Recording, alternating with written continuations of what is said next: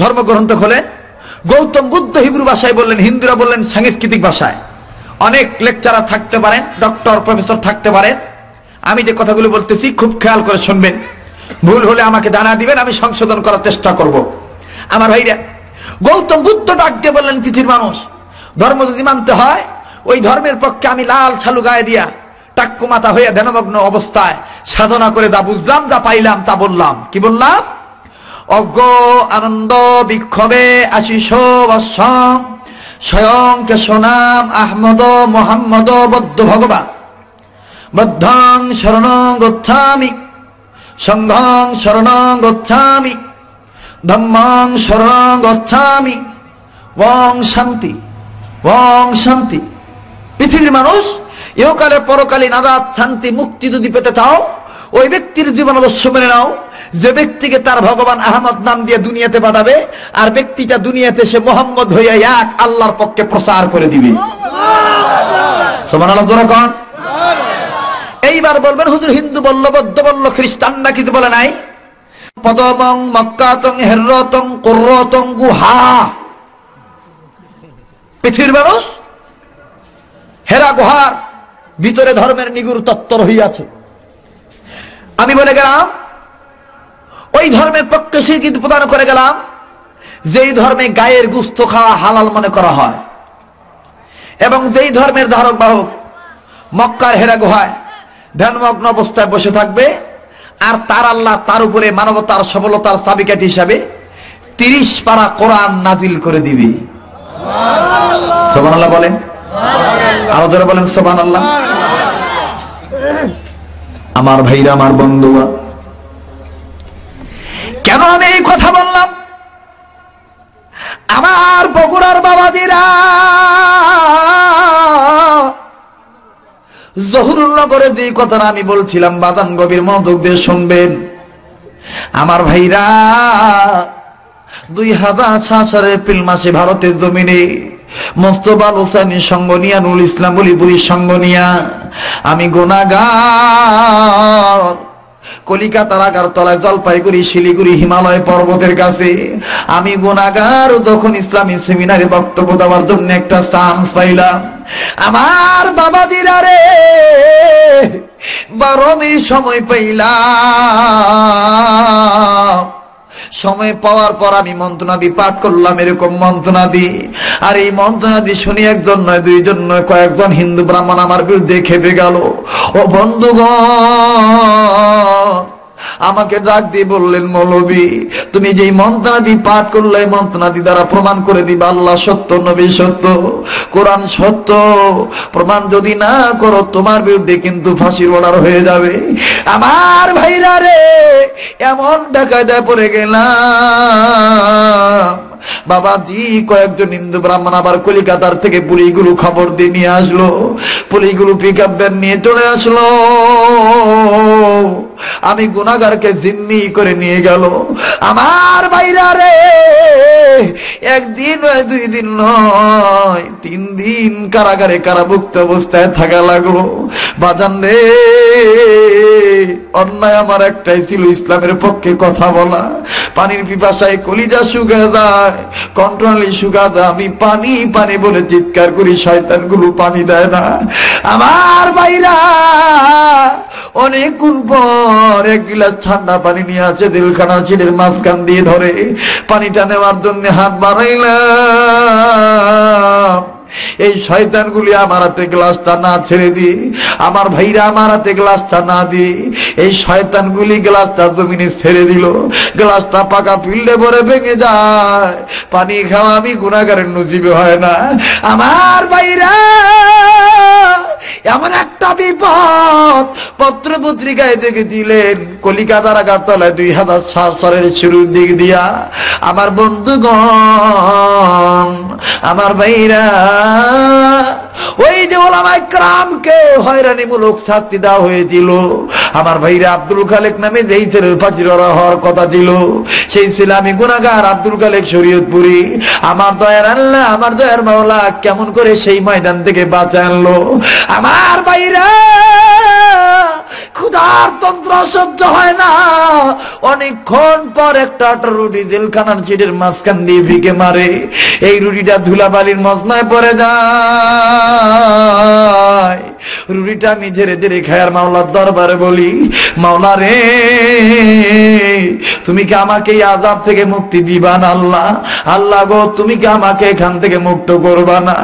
ও বন্ধু, সরমনা পিসা বুজুর, মরহুম পিসা বুজুর বদুল করিম রহমতুল্লাহ আলাইহি, ওনার দরবার যখন খবর চলে গেল, আমার ভাইরা সচিনা দরবার যখন খবর চলে গেল, আইনুদ্দিন আলাদা রহমতুল্লাহ আলাইহি আমার ভাই, আমার বন্ধুগণ, আমার বন্ধু বার, আমার সম্মানিত বড় ভাই ও বন্ধু ডক্টর না মুসলিম সিরাজুল ইসলাম সিরাজি যৌথভাবে ওলামা ইকরাম দেখেন কেমন করে সহযোগিতা করলো। খবরটা পাওয়ার পর যশোরী মুন্সি মোহাম্মদ মেহেরুল্লাহর ছেলে আনোয়ার মোহাম্মদ মেহেরুল্লাহর কাছে খবর দিল, বাবাজি আনোয়ার মোহাম্মদ মেহেরুল্লাহ আদালতের অনুমতি ক্রমে আমার সাথে ফোনের মাধ্যমে কথা বলে ডাক দিয়ে বললেন, আব্দুল খালেক ভাই আপনাকে তো তাদের এই বিচারের কার্যালয়ে দাঁড় করাবে, তবে কার্যালয়ে দাঁড় করানোর আগে আমি আপনার কাছে শুনতে চাই আপনি কোন মন্ত্রগুলো পড়ছেন, আপনি আমাকে একটু শোনায় দেন। আমি বললাম, ভাইয়া 1 নম্বর মন্ত্র পড়েছি লা ইলাহা হরতি পাপ মইল ইলাহা পরম পদম জন্ম বৈকুণ্ঠময় পরিণতি তদ্জপিন মুহাম্মদ। 2 নম্বর মন্ত্র পড়ছি একং ব্রহ্মং স্রষ্টা নিহনা নাস্তিং কিঞ্চং। এবার বললো 3 নম্বর মন্ত্র বললাম, আমি 3 নম্বর মন্ত্র বললাম মদ দরিতা দরিতা নমস্ত নমস্ত প্রণাম প্রণাম মদ দরিতা দরিতা। এবার বললো 4 নম্বর মন্ত্র বলো। 4 নম্বর মন্ত্র বললাম হুতার মিন্দ্র মহাসুরিন্দা মহাসুরিন্দা ওয়াল্লাহ মিল্লাম দস্তং ইল্লো ইলাহা। আমার ভাইরা রে 5ম নম্বর মন্ত্র যখন বলে দিলাম, আনোয়ার মোহাম্মদ মেহেরুল্লাহ ডাক দিয়ে বললেন, আব্দুল খালেক ভাই কি বলবো ভাইয়া, আমার বাবা মুন্সি মোহাম্মদ মেহেরুল্লাহ হক কথা বলার কারণে আমার বাবাকে কলিকাতার হিন্দুরা বাতির সাথে বিষ খাওয়া মেরে ফেলে দিয়েছে। আমি বললাম, বড় ভাই আমারও তো এরকম করুন দশা, মনে হয় আমি ছাড়া পাবো না, আমাকে আর মেরে ফেলে দিবে, আমাকে ফাঁসির ভয় দেখায়, আমাকে খাবার দেয় না। আনোয়ার ভাই বললেন, আব্দুল খালেক ভাই চিন্তার কোনো দরকার নাই, আপনি যখন আগামীকাল তাদের বিচারের কার্যালয়ে দাঁড়াবেন, বাসের সামনে দাঁড়াবেন, হুজুর হিন্দুদের মন্ত্র থেকে 2 নম্বর মন্ত্র নিবেন আর কোরআন শরীফ থেকে একটি আয়াত নিবেন, মুসা নবীর দলিল নিবেন। আমি আনোয়ার বলে দিলাম, আল্লাহর কোরআন শরীফ আপনাকে জয়লাভ করাইয়া বিজের মালা পরাইয়া দিবে। আমি বললাম, আনোয়ার ভাই গো কিভাবে আল্লাহ পাক জয়লাভ করবে? আনোয়ার ভাই বললেন, আব্দুল খালেক ভাই এরা 2 নম্বর মন্ত্র বলছে পৃথিবীর মানুষ ওই আল্লাহকে সেজদা দিও, আই ক্যান চ্যালেঞ্জ, কোন ব্রাহ্মণ থাকলে আমি চ্যালেঞ্জ করতে মোকাবেলা করতে রাজি আছি। ও বন্ধুগণ, বেদ কিতাব পড়ে দেখবেন এই কথাগুলো এইভাবে লেখা আছে। বর্তমান বেদ কিতাব তো সংস্করণ করা হয়েছে, কাটছাট করা হয়েছে। আমার আনোয়ার মেহেরুল্লাহ ডাক দিয়ে বললেন, আব্দুল খালেক ভাই হিন্দু জাতিরা বলছে পৃথিবীর মানুষ ওই আল্লাহর প্রমাণ দিয়ে যায়, ওই আল্লাহর পরিচয়টা দিয়ে যায়, এক আল্লাহর পরিচয়, একং ব্রহ্মং স্রষ্টা নেনা নাস্তিং কিঞ্চং। আল্লাহ বলতে এক আল্লাহ, আল্লাহর কোন শরীকি নাই। আর আল্লাহর পাওয়ার হইল সৃষ্টি হইয়া স্রষ্টা আল্লাহকে দেখতে গেলে চোখ কানা হয়ে যাবে, নূরের কারণে দেখা যাবে না। আমি বললাম, আনোয়ার ভাই গো আমার দয়ার আল্লাহ এইটা তো কোরআন শরীফের ভিতরে বলে দিয়েছে, লা তুদরিকুল আবসার ওয়া হুয়া ইউদরিকুল আবসার ওয়া হুয়াল লাতীফুল খবীর।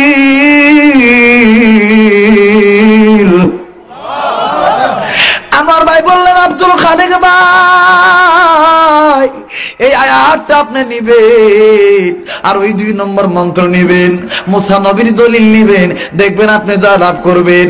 এবার পরের দিন আদালতের কাঠগড়ায় দাঁড়াইলাম। 1952 সালে বেদ কিতাব আনা হলো। উকিল মহোদয় জিজ্ঞাসা করলেন, মৌলবি প্রমাণ করো। আমি বললাম, জনাব বেদ কিতাব খোলেন। খোলা হলো। আমার মেয়েরা আল্লাহর কি কারিশমা, একটা না দুইটা না 21টা মন্ত্র জলজল করে উঠলো। দ্বিতীয় নম্বর মন্ত্র নিয়ে বললাম, জনাব আপনাদের এই মন্ত্রের অর্থ হলো, আপনাদের ব্রাহ্মণরা সাংস্কৃতিক ভাষায় বলছে পৃথিবীর মানুষ ওই আল্লাহকে সেজদা দিও যে আল্লাহ তাআলা এক, যে আল্লাহর কোনো শরীক নাই। আল্লাহর পার হইল দুনিয়ার চক্ষু দিয়ে আল্লাহকে দেখতে গেলে চোখ কানা হয়ে যাবে, দেখা যাবে না। আমি বললাম, জনাব আপনারা বুকে হাত দিয়ে বলেন তো দেখি, আপনারা তো দুর্গাকে দেখে দেখে পূজা দেন, কালীকে দেখে দেখে পূজা দেন, লক্ষ্মীকে দেখে দেখে পূজা দেন, কোনদিন কি আপনাদের ভগবানকে দেখতে যে চোখ কানা হয়েছে? কয় না তো হুজুর, তা তো হয় নাই। আমি বললাম, জনাব তাইলে এই দলিল আপনাদের আল্লাহর না? আল্লাহু আকবার। এই দলিল আপনাদের না, এই দলিল হলো মুসলমানদের দলিল। আনোয়ার মোহাম্মদ মেরুল্লাহ ডাক দিয়ে বললেন, আমার ভাইরা উকিল মহোদয় ডাক দিয়ে বললেন, আব্দুল খালেক হুজুর বলেন কেমন দলিল? আমি বললাম, জনাব মুসা নবী আল্লাহকে বলছিল, রব্বি আরিনি, মাওলা তোমার দেখতে চাই। আল্লাহ বলছিলাম তারানি, না রে মুসা না, তুই দেখতে পারবি না। মুসা নবী শোনে না। আমার ভাইরা আল্লাহ পাক মুসা নবীকে তুরবারে দাওয়াত দিলেন, তুরবারে চলে গেল। আমার ভাইরা মুসা নবী বেহুশ হয়ে পড়ে যায়, তুর পাহাড় দলে পড়ে সরকার হইয়া যায়। ও বন্ধু, এইরকম তথ্য যখন দিয়ে দেই আমার ভাইরা, একজন ব্রাহ্মণ আমার ভাইরা লাঠিতে বড় করে হাঁটে, উনি চোখে চোখ দিয়ে পানি ছেড়ে দিয়ে ডাক দিয়ে বললেন, আব্দুল খালেক হুজুর আর আপনি আমাদেরকে লজ্জা দিবেন না। কি বলবো, দুঃখের কথা, আজ গেল না মনের ব্যথা। বাবাই ছিল ব্রাহ্মণ, আমি হইছি ব্রাহ্মণ। হুজুর কি বলবো আপনার, ও আব্দুল খালেক হুজুর, বাবাই ছোট্টবেলায় মন্ত্র আমাদের শোনায় শোনায় মুখস্থ করছে, আমরা শুনে শুনে মুখস্থ করছি। হুজুর কি বলবো, আজ আপনি যেভাবে নবীদের নাম বললেন, মুসা নবীর দলিল বললেন, হুজুর আমার বিশ্বাস হয়ে গেল আল্লাহ সত্য, নবী সত্য, কোরআন সত্য। আমার ভাইরা রে, এই ব্রাহ্মণ ডাক দিয়ে বললেন, হুজুর আমি আর দেরি করতে চাই না, আমি আর জাহান্নামে দলে থাকতে চাই না, আমি আর সুযোগ পাই কি পাই না আমি জানি না হুজুর। ও হুজুর আমার দলের লোকে কি বলে বলুক, আমি আর দেরি করব না, এক্ষুনি আমারে তওবা পড়াইয়া কালেমা তৈবা পড়াইয়া মুসলমান বানায়া দেয়। আমার ভাইরা, আমার বন্ধুগণ, এই তথ্যগুলি যখন আমি দিয়ে দিলাম, সারা বাংলার জমিনে নয়, এশিয়া মহাদেশের ইন্টারনেটে আমার এই ওয়াজগুলো চালু করা আছে। এই তথ্যগুলো আমি যখন দিয়ে দিলাম, বাবাজি বিশেষ করে এই ওয়াজটা যখন আমি করে দিলাম, আমার ভাইরা একজন নয় দুইজন নয়, ও বন্ধুগণ, উলামায়ে কেরামের সম্মতিক্রমে চরমনায়ের খলিফা মুস্তাফা হোসেনের হাতে হাত রেখে আমার ভাইরা 37 জন হিন্দু ব্রাহ্মণ সাধারণ মানুষ কালেমা তৈবা পড়ে মুসলমান হইয়া যায়। ও বন্ধু, এই ওয়াজগুলো দেখে বাংলাদেশ পর্যন্ত সারা পৃথিবীর জমিনে আমার ভাইরা টোটাল হিসাব ৭৬ জন হিন্দু মানুষ কালেমা পড়ে মুসলমান হয়েছে। এ তো গত নভেম্বরের 10 তারিখ, নভেম্বরের 26 তারিখ রাজশাহী গোদাগাড়ি কাকনাটে আমার প্রোগ্রাম ছিল। ও বন্ধু, এই ওয়াজগুলো যখন করতে গেলাম, লোকটার নাম আমার ভাইরা রাজকুমার, এই লোকটা ডাক দিয়ে বললেন, হুজুর হুদাল্লিন নাসের ব্যাখ্যা শুনেছি, কোনোদিন এরকম করে শুনি নাই, আজকে আপনার মুখে শুনে প্রমাণ হয়ে গেল আল্লাহ সত্য, নবী সত্য। হুজুর আমি আর রাজকুমার হয়ে বাড়িতে যাব না, আমি মুহাম্মদ নবীর আদর্শবান ব্যক্তি হয়ে বাড়িতে যাব। আমি ডাক দিয়ে বললাম, ঠিক আছে তওবা পড়েন। ও বন্ধুগণ, রাজশাহী হুজুরদের সামনে তওবা পড়ানো হলো। লোকটার নাম রাজকুমার মাইনাস করে দিয়া রাজু আহমদ আমি লিখে কালেমা পড়ে মুসলমান হয়ে গেল। ভাইরা রে, আমার বন্ধুগণ, এই তত্ত্বগুলো আমার বৈদুন বন্ধুরা আমার তাদের লাগে শেষ সময় আপনারা নিয়ে যাবেন। মাদান যে কথা আমি বলতেছিলাম, হুদাল্লিন নাস, কোরআন শরীফ শুধু আমাদের জন্য না, সবার জন্য। আরো জোরে বলেন, শুধু আমাদের জন্য না, সবার জন্য। কষ্ট হচ্ছে? আর কিছুক্ষণ বাড়াবো? কত বাজে বাবু? হ্যাঁ, যত বাজে বাজুক নাকি, লিল্লাহ যারা যারা আছেন তারাও নাকি, আল্লাহু আকবার। এগুলো কোরআনের আকর্ষণ, কোরআনের পাগল, যখন আল্লাহু আকবার। ভাইরা তোমরা যারা যারা আছো, আমি তোমাদের জন্য দোয়া করব। ইনশাআল্লাহুল আজিজ মক্কাতুল মুকাররমা, এবার পবিত্র রমজান মদিনা, পবিত্র রমজান মুবারকে মক্কাতুল মুকাররমায় মদিনা শরীফে চাপাই নবাবগঞ্জের লোকজনের সাহায্যে সহযোগিতায় 23 দিনের এক টানা প্রোগ্রাম বিভিন্ন মসজিদে, বিভিন্ন মার্কেটে, সৌদি আরবে। সুবহানাল্লাহ বলেন। তা আমি চিন্তা করলাম যে একসাথে উমরাও করে আসি, তাদেরকে বয়ানও শুনে আসি। সুবহানাল্লাহ বলেন। আমার ভাইরা, আমি আপনাদের জন্য দোয়া করব, একটু ধৈর্য ধরে। যে কথাটা বলতেছিলাম, কোরআনের দাম কম না বেশি ভাইজান? তাহলে কোরআন শরীফ শুধু আমাদের জন্য না, সবার জন্য? এ বাণী সকলের নয়, শুধু মুমিনের, যারাই চলবে মেনে ফল পাবে কোরআনের। যারা কর মারহাবা। এ বাণী সকলের নয়, শুধু মুমিনের, যারাই চলবে মেনে ফল পাবে কোরআনের। ঘরে বলো কিবা রাষ্ট্রে বলো, ঘরে বলো কিবা রাষ্ট্রে বলো, অশান্তি দূর করে শান্তি জানে সমাধান। সমাধান চাও যদি জীবনে মরণে, ফিরে যাও খুঁজে নাও চোখ রাখো কোরআনে। ফিরে যাও খুঁজে নাও চোখ রাখো, ফিরে যাও খুঁজে নাও চোখ রাখো। বলেন না, ফিরে যাও খুঁজে নাও চোখ রাখো, ফিরে যাও খুঁজে নাও চোখ রাখো। সবাই কিন্তু বলতেছে না, বলেন বলেন। ফিরে যাও খুঁজে নাও চোখ রাখো, ফিরে যাও খুঁজে নাও চোখ রাখো। তবে পাবে সুখ শান্তির ঠিকানা, তবে পাবে সুখ শান্তির ঠিকানা, যদি মেনে নাও তুমি মনে প্রাণে সমাধান। সমাধান চাও যদি জীবনে মরণে, ফিরে যাও খুঁজে নাও চোখ রাখো কোরআনে। ফিরে যাও খুঁজে নাও চোখ রাখো, ফিরে যাও খুঁজে নাও চোখ রাখো। এত চির অম্লান চির মুকুতির ডাক, এ যে মহাবাণী খোদারি কালামে পাক। মারহাবা বলে। এত চির অম্লান চির মুকুতির ডাক, এ যে মহাবাণী খোদারি কালামে পাক। এই দুনিয়া আর সেই দুনিয়া, এই দুনিয়া আর সেই দুনিয়া, মুক্তি পাবে তুমি দু জাহানে। সমাধান সমাধান চাও যদি জীবনে মরণে, ফিরে যাও খুঁজে নাও চোখ রাখো, ফিরে যাও খুঁজে নাও চোখ রাখো, ফিরে যাও খুঁজে নাও চোখ রাখো। মারহাবা বলে। কোথায় চোখ রাখতে হবে? মুসলমানরা রাখে, আমরা রাখি? বর্তমান বাংলাদেশ সবাই কি রাখি নাকি ভাই? সবাই রাখি না, যার কারণে ইসলামের এই অধঃপতন। কথা বলেন ঠিক কিনা? কেমন রাখি না? আমার ভাইরা, আল্লাহ বললেন কোরআন মানলে জান্নাতি, না মানলে জাহান্নামী। ইমাম হাসান হোসেনের কথাটা মনে আছে তো ভাই? জিবরাইল আমিন রেজাল্টটা করে দিবে, শুনে যাবেন না? আমি অবশ্যই বলে দিব। ঘটনাটা আমি আমার এই হাতে জমা রাখলাম, কিন্তু একটু শাখা প্রশাখা আমি বাড়তেছি। সেটা কেমন? আমার ভাইরা, আল্লাহ বললেন কোরআন মানলে জান্নাতি, না মানলে জাহান্নামী। সেটা কেমন? আল্লাহ বললেন নারীরা তোমরা পর্দায় থাকো। আপনারা বলেন তো দেখি, কি বলেন? নামাজ যেমন ফরজ, রোজা যেমন ফরজ, পর্দাটা আসতে কইলেন কেন? আরো জোরে। ধনীদের জন্য হজ করা, যাকাত দেওয়া ফরজ। মুসলমানদের জন্য কোরআন পড়া, ইকরা বিসমি রাব্বিকাল্লাযী খলাক। আল্লাহু আকবার বলে। মুসলমানদের জন্য, প্রতিটি মুসলমানের জন্য কোরআন পড়া ফরজ। বুঝে পড়ুক আর না বুঝে পড়ুক, কোরআন পড়া ফরজ। এরপরে যদি বুঝে, আইন মানা ফরজ। আর যদি না বোঝে, বোঝা ফরজ। কথা বলেন ঠিক কিনা? যদি না জানে, জানা ফরজ। আল্লাহু আকবার বলে। আমার ভাইরা, কিন্তু দেখেন আল্লাহ পাক বলেন নারীরা পর্দার ভিতরে থাকো। নারীরা পর্দা থাকে? জোরে কর না কেন? থাকে রে ভাই। থাকে তো থাকে না।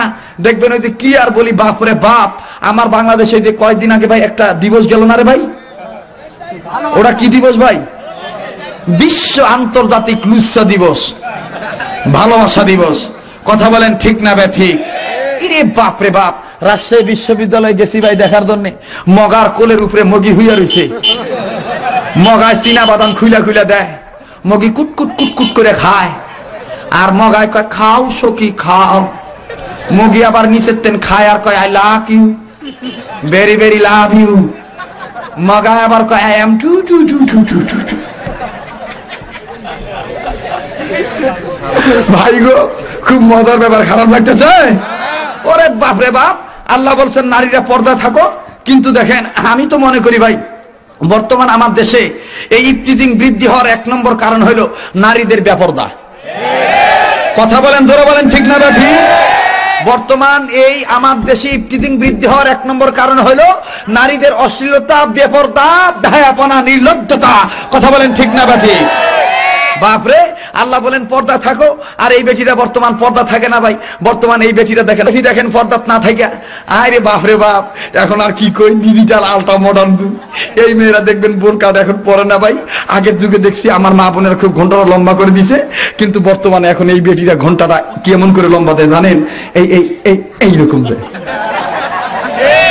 কথা বলেন, কথা বলেন, কথা বলেন, কথা বলেন, এইরকম যায় ভাই। কি আর কই, আস্তাগফিরুল্লাহ, নাউযুবিল্লাহ। এই বেটি দেখবেন আমার ভাইরা আবার হাই হিল জুতা পরছে, জুতাটা আবার হাই হিল, যেই রোডে হাঁটে রোডটার নাম আবার হাই রোড। এই বেটি আবার যখন হাই হিল জুতা পরে তখন আবার যুবকগুলো আবার কয় বাপরে, বেটি যখন পরছে হাই হিল জুতা আর রোডে হাঁটতেছে হাই রোডে, তাইলে আমি আবার কেন চুপ থাকি? তখন কয় হাই। কথা বলেন, কথা বলেন, কথা বলেন আমার ভাইরা। তো আমি যে কথাটা বলতে চাচ্ছি সেটি হলো এই বাদান রে, তার মানে আমার বাংলাদেশে বিশ্ববিদ্যালয় বর্তমান নজর করে দেখবেন কি আর কই বাজান, বর্তমান বিশ্ববিদ্যালয় আর বিশ্ববিদ্যালয় নাই, কুকর্মের কারণে বেশ্যা বিদ্যালয় হয়ে গেছে।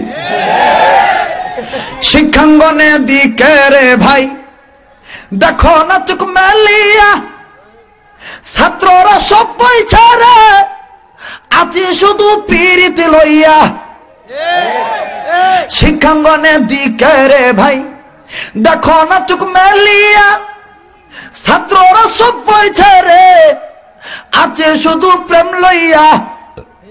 অস্ত্র শত সঙ্গের সাথী, অস্ত্র শত সঙ্গের সাথী হইতে মাস্তান, ওরা শিক্ষিত শয়তান, ওরা আস্তে কোন কেউ শুনবে আর যখন না, ওরা শিক্ষিত শয়তান, ওরা বলেন, ওরা শিক্ষিত শয়তান, ওরা কি শয়তান?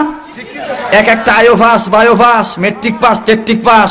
বাপ যদি বেটিক ডাকে মা, বেটি ও মা, মাম্মি এদিকে আসো, বেটি তখন এখন আলট্রা মডার্ন ডিজিটাল শিক্ষিত হওয়ার কারণে কয় হাই ড্যাডি এসছি তো। কথা বলে, এগুলো হলো শিক্ষিত? হ্যাঁ, কয় হাই ড্যাডি এসছি তো, ওর থোতা দিয়ে আব্বা ডাক বাইর হয় না, আব্বা আসছি তো।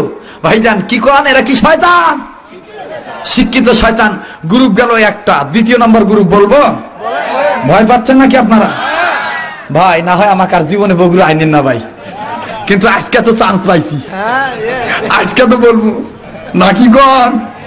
বহু দূর থেকে আসছি দাদা। কালকে আমার গতকালকে প্রোগ্রাম ছিল সাতক্ষীরা, সুন্দরবন, শ্যামনগর থানা। আগামীকালকে প্রোগ্রাম হলো আমার ভাইরা, আমার বন্ধুগণ, আগামীকালকে প্রোগ্রাম হলো জামালপুর। এ বাবা, এই বাবা গাড়ি এলে এমনি সরবে বাপ, তোমার বিশৃঙ্খলা করা লাগবে না, এটা গন্ডগোল হয়ে যাবে। আমার দিক থাকো, কি করবে, জনগণ কিভাবে খেদাইবা? এরা তো কোরআনের আকর্ষণ হইতে, কথা কোন ঠিক না বেঠিক? আজি লিল্লাহ তাকবীর, নারে তাকবীর। এই রিপন ভাই রাস্তা মাহফিল করে নাকি ভাই? বসেন না, বসলে দেখবেন আবার কোথা জায়গা আছে। তা থাক, যে আমার যে কথাটা শোনে আমার ভাইরা, গ্রুপ নম্বর 2 বলবো? বলবো? পীরগিরিয়ার মাজার পূজা চলছে দেশটা জুড়িয়া, সেরেক বেদনা ভান্ডামিতে আমার দেশটা গেল ভরিয়া। কথা বলে, বাপরে বাপ, শরীরের কাছে যাওয়া জানা পাড়া ছাগলের মতন গোদায়। গাঁজা খাইতে খাইতে মুস লাল হয়ে গেছে ভাই, গাঁজা খায়। আর দেখবেন আমি তো চিন্তা করে বাঁচি না, যাদের মুস লম্বা হয় এরা মুড়ি খায় কিভাবে? যাদের মুস লম্বা হয় ভাই, এদের তিনটা জিনিস খাইতে খুব অসুবিধা। এক নম্বর হলো দই,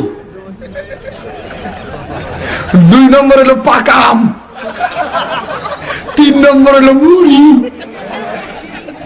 আমি রবীন্দ্রনাথ ঠাকুরের বাড়িতে যাইয়া আমি প্রশ্ন করলাম ওনার আত্মীয় স্বজনকে যে আপনাদের রবীন্দ্রনাথ ঠাকুর মুড়ি খাইছে কেমনে?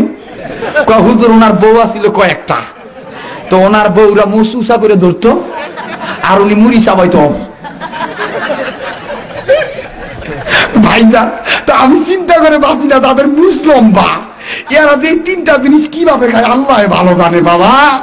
বাইরে ভাই দেখবেন এই শয়তানগুলো গাঁজা খায় আর এইরকম করে গাঁজার কলকি ডলে আর এরকম করে ইয়া খা যা তো দিলতে ভর যা হামকো লে যা আস পার কালা যা যায়। আর দেখবেন লম্বা লম্বা চুল রাখছে আর এরকম করে কয় অনেক কেউ পানে না বলতে তোমামি নাম কেমন তুমি কাউন না গো গান দে কাউনে আমার বাংলা নাম হে কথা বলেন, কথা বলেন। এরকম ভণ্ড আছে না, মহিলাদেরকে মুরিদ বানায়। ওরে বাবা, মহিলা আবার ঠেকতে টিপার করে দয়ান মোর স্বামী মোক ভাত দেয় না, দল কয় তো স্বামী না দেখ আমি দিমু। কথা কন, কথা কন। এই ভণ্ড পীরের গালে গালে জুতা মারো। আস্তে কোন কেন, ভয় পান নাকি মিয়া? তোরা কোন ভণ্ড পীরের গালে গালে জুতা মারো, ভণ্ড পীরের গালে গালে, ভণ্ড পীরের গালে গালে। ইয়ে বাবা, কত বাঘ, দেওয়ান বাঘ, রাজার বাঘ, এরপরে খালি ওরে বাপরে বাপ পিসাবে যে টাইটেল রে ভাই, অমুক খাউজানি, সুলকানি, দাউদ, একদিনা, পাঁচরা, এরপরে আর কি ওটা আর মানে ওই যে কি কয় ওটা মানে এই সুতিকা, মানে যা আছে সব বেড়া মোর গাও। লাস্টে দেখবেন নিচে দিয়ে কবে অমুক কুত্তা শাহ, বেয়াদব কোথাকার। এই তুই কোথায় পাইছস রে এত এত এত টাইটেল? কথা বলে। বিশ্ব নবীর একটা পরিচয়, ইমামুল মুরসালিন খাতামুন নবীন রাহমাতুল লিল আলামিন নবী মুহাম্মদুর রাসূলুল্লাহ সাল্লাল্লাহু আলাইহি ওয়াসাল্লাম। কথা বলেন ঠিক কিনা? এই শয়তানগুলো বলেছে ইসলামী আন্দোলন করা হারাম, আমি বলেছি এদের কাছে মুড়ি ধোয়া হারাম, এদের কাছে মুড়ি ধরে এনজিও খাচ্চেলদের দালাল হওয়া লাগবে। কথা বলেন ঠিক না? বলি আমার দেশে কিছু পীর আছে এদেরকে চালায় বাইরের রাষ্ট্ররা। কথা বলেন। এদের দেখবেন মাদ্রাসা, এদের দেখবেন অট্টালিকা, লক্ষ লক্ষ কোটি কোটি টাকা ব্যয় করে দিবে, কিন্তু বাদাম যারা ইসলামী আন্দোলন করবে তাদের পক্ষে আর কেউ দিবে না। কথা বলে। যার কারণে এরা বড় বড় ফতুয়া দেয়। এই শয়তানদের কাছ থেকে হুঁশিয়ার থাকবে। গ্রুপ গেল কয়টা? জোর বলেন কয়টা? 3 নম্বর গ্রুপ বলবো। আমার ভাইরা যদি এই হক কথা বলতে না পারেন, ও হুজুর হায়রে কি আর কব ভাই, বর্তমান সমাজের ফেতনা। ভাই আপনি আওয়ামী লীগ করেন, বিএনপি করেন, জামাত করেন, এটা আপনার ব্যক্তিগত ব্যাপার, এটা আমার কোনো ব্যক্তিগত ব্যাপার না, কারণ রাজনৈতিক দল একজনের একটা থাকতেই পারে। কিন্তু আমি বলতেছি কোনটা, যে কোরআন হাদিস তো করা বাপদাদার কিতাব না ভাই। কথা বলে। কোরআনে যা আছে সেটা বলা মুমিনদের কর্তব্য নাকি কোন? আর যদি না বলেন তাহলে আপনি মুনাফিক। কি বলবো ভাই, দুঃখের কথা, বর্তমান কিছু আলেম সমাজও আছে ভাই কথা বলতে ভয় পায় ভাই। কথা কন। বাবা বর্তমান আন্দোলনের কথা কওয়া যাবে না, কইলে আমার গ্রেফতার করবে, আর যদি আমি গ্রেফতার হই তাহলে আমার ছাওয়া খাবে কি, বেটি খাবে কি, বউ খাবে কি? আপনি কোন তো দেখে রিজিকের মালিক কে? আল্লাহ। এই মৌলবীর পক্ষে ফতোয়া হয়ে যাবে। কি হবে আলেম হয়ে? বলেন বলেন, কি হবে আলেম হয়ে? কি হবে আলেম হয়ে ইমাম সাহেব সমাজ যাতে পারো যদি সত্য কথা উচ্চস্বরে না বলিতে। কি হবে আলেম হয়ে ইমাম সাহেব সমাজ যাতে পারো যদি সত্য কথা উচ্চস্বরে না বলিতে। চাকরি ভয় কর যদি ছেড়ে দাও আইনা গদি, চাকরি ভয় কর যদি ছেড়ে দাও আইনা গদি। কি হবে ধোকা দিয়ে আল্লাহকে? কি হবে ধোকা দিয়ে আল্লাহকে? বলেন না কি হবে ধোকা দিয়ে? সবাই আর সব মানুষ বলেন কি হবে ধোকা দিয়ে? কি হবে ধোকা দিয়ে? নিঃসন্দেহে গোয়েন্দা সংস্থার লোকজন এই কথাগুলো রিপোর্ট করতেছে। আপনার জন্য ভয় না পেয়ে জোরে জোরে বলেন কি হবে ধোকা দিয়ে আল্লাহকে? কি হবে ধোকা দিয়ে? কি হবে ছাত্র সাথে তমকায়া সনদ খানা, যদি হা বিদ্যালয়টা প্রতি তাদের আড্ডাখানা। কি হবে ছাত্র সাথে তমকায়া সনদ খানা, যদি হা বিদ্যালয়টা প্রতি তাদের আড্ডাখানা। এর চেয়ে মরা ভালো দেশ ছেড়ে যাওয়া ভালো, এর চেয়ে মরা ভালো দেশ ছেড়ে যাওয়া ভালো। কি হবে ধোকা দিয়ে কপালটাকে, কি হবে ধোকা দিয়ে বিবেকটাকে, কি হবে বেঁচে থেকে, কি হবে বেঁচে থেকে অযথা বিদ্যা শিখে যদি না গড়তে পারো শোষণবিহীন সমাজটাকে। বলেন না, যদি না গড়তে পারো শোষণবিহীন, কি হবে বেঁচে থেকে? বলেন কি হবে বেঁচে থেকে, কি হবে বেঁচে থেকে, কি হবে বেঁচে থেকে? মারহাবা কয়। কি হবে নামাজ রোজা ইমানদারির বড়াই করে, যদি ওই খোদার কালাম অকেজ হয়ে থাকে পড়ে। মসজিদের কোণে বসে যত করো কষে। আছেন একদম সমাজে ফেতনা বেড়ে গেছে, এই মৌলবি লম্বা একটা ভাগরি মাথা দিয়ে মসজিদের কোণাত বসে কয়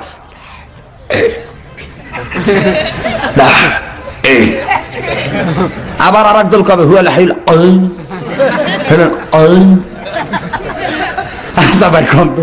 এই দিকির আজগার করে সমাজের ফেতনা দূর করা যাবে। এবার কথা কন না কেন, এই দিকির আজগার করে সমাজের ফেতনা দূর করা যাবে। মনে করেন বগুড়ার মূল টাঙ্কিতে কুত্তা মইরা পয়সা রয়েছে ভাই, মূল টাঙ্কি থেকে বগুড়ার বিভিন্ন ডিস্ট্রিক্টে বিভিন্ন অঞ্চলে আনাচে কানাচে পানি সাপ্লাই দেওয়া হয়। এখন আপনি যদি এই স্টেশনের এই সাপ্লাইয়ের মুখ খুলে যদি আপনি পীর সাহেবের মতন এরকম ওই মুখ খুলে যদি পচা পানি পাওয়ার পর মুখ খুলে যদি এখন কোন হুয়াল হাইল পানি সাফ হবে, পবিত্র হবে। আগে মূল টাঙ্কির কুত্তা মরা ফালাইতে হবে না ভাই? কথা বলে না কেন? আগে মূল টাঙ্কির কুত্তা ফালাইতে হবে না? তারপরে এমনি এমনি ছোট ছোট সাপ্লাইয়ের পানির কল এমনি পরিষ্কার হয়ে যাবে। কথা বলেন ঠিক না বা ঠিক? ভাইজান আমি আর লম্বা করতে চাচ্ছি না, যে কথাটা বলতে চাচ্ছি সেটি হলো এই, কোন রাজনীতির দলের বক্তা আমিও না, আর কোন রাজনীতির বক্তব্য আমি দিচ্ছি না। তবে পরিষ্কার করে আজকের এই ডিজিটাল নাম করা ডিজিটাল বাংলাদেশে আমি পরিষ্কার করে স্মরণ করে দিয়ে যাই, এই হাজার জনগণ নিয়ে উপস্থিত ময়দানে আমি দায়িত্বহীন কণ্ঠে স্মরণ করে দিতে চাই, আমার দেশে দুনিয়ার তন্ত্রমন্ত্র দিয়ে ইফটিজিং বন্ধ করা যাবে না।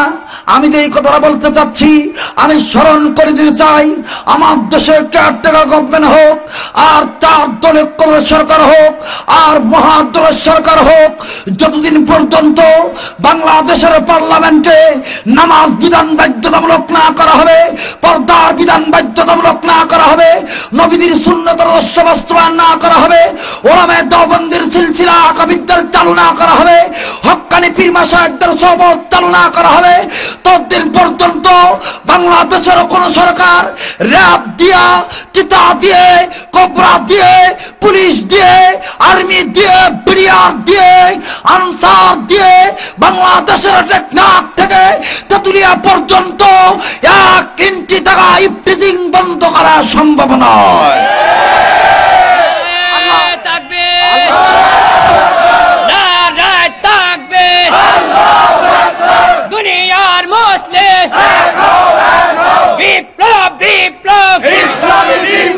আমার নেতা তোমার নেতা আল কোরআনের আলো সঙ্গে সাথে জালো নারায়ে তাকবীর।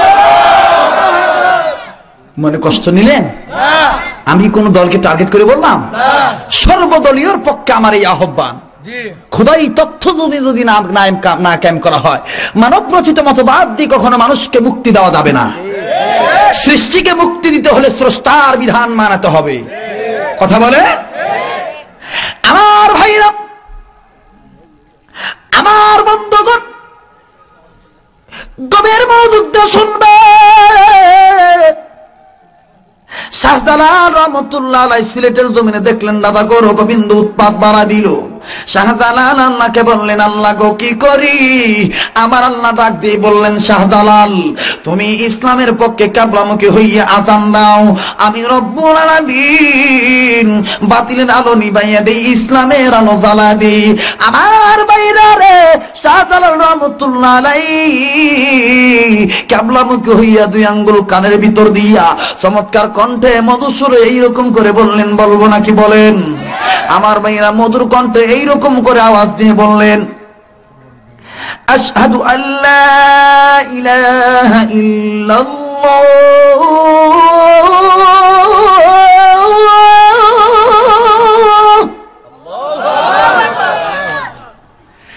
আশহাদু আল্লা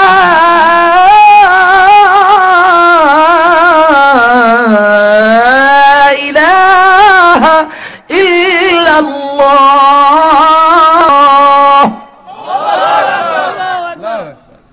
এরকম আযান হয় না ভাই? রেডিও খুলবেন, দেখবেন কারি উবাইদুল্লাহ সাহেব কি সুন্দর মানুষকে নামাজের দিকে এরকম সুন্দর কণ্ঠে আহ্বান করে বলবে, হাইয়া আলাস সালাহ,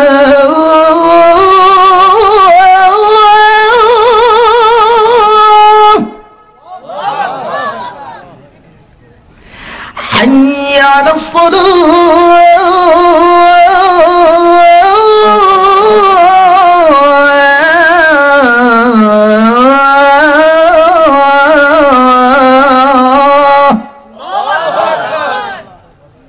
অনেকে কয় হুজুর এটা তো মক্কা মদিনার আযান। আসলে কিন্তু এটা মক্কা মদিনার আযান না ভাই, এটা হলো রেডিওর আযান, বাংলাদেশি আযান। তাহলে মক্কা মদিনার আযান কোথায় পাবে?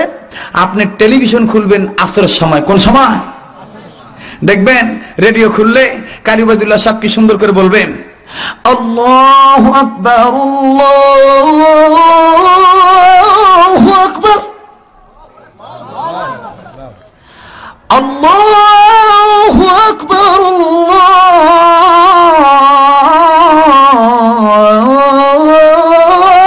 আল্লাহু আকবার।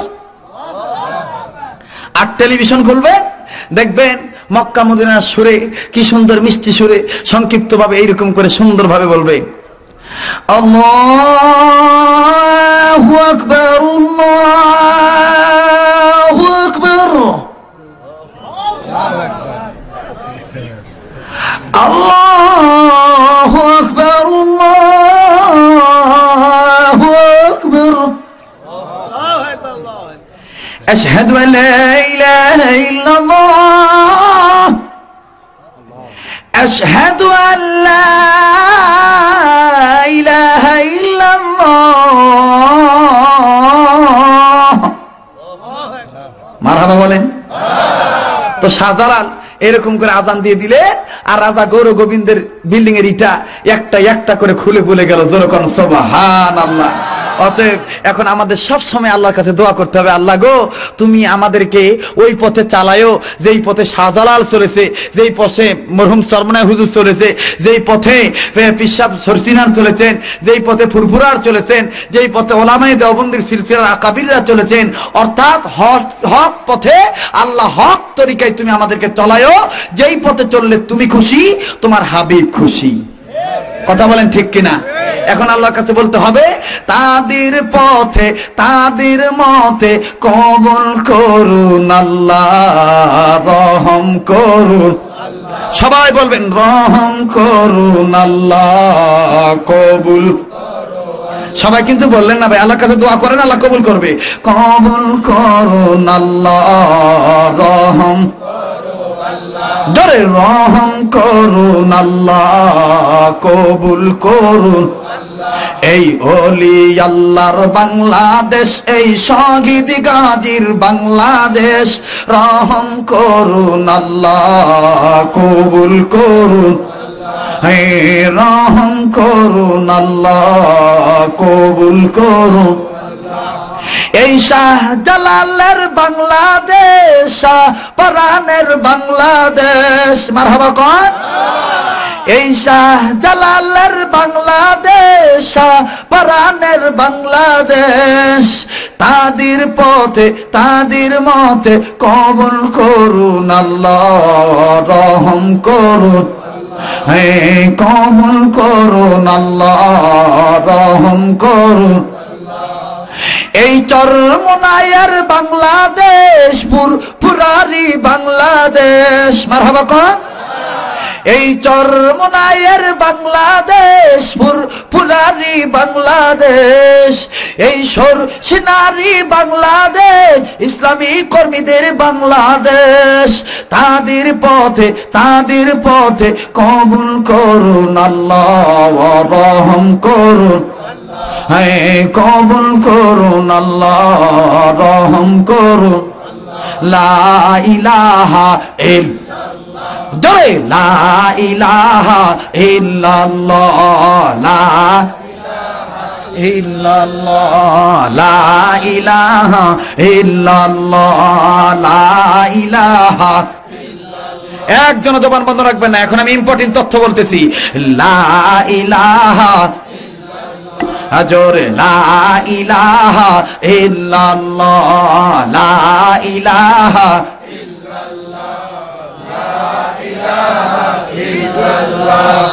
লা ইলাহা সুবহানাল্লাহ ওয়ালহামদুলিল্লাহ, লা ইলাহা জোরে সুবহানাল্লাহ ওয়ালহামদুলিল্লাহ, লা ইলাহা ইল্লাল্লাহ, আর জোরে সুবহানাল্লাহ ওয়ালহামদুলিল্লাহ, লা ইলাহা ইল্লাল্লাহ। থামেন, আল্লাহকে ডাকতে ভালো লাগে না?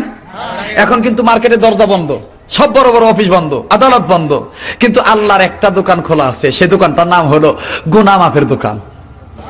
সুবহানাল্লাহ বলেন। রাত্র যত গভীর হয় আমার মাওলা তত গুনাহ মাফের দোকানের দরজা আল্লাহ তত ওপেন করে দেয়, বলে বান্দা কেউ আছো কি আমার কাছে জিকির আজগার করে দোয়া করবা, আমি তোমাদের দোয়া কবুল করব।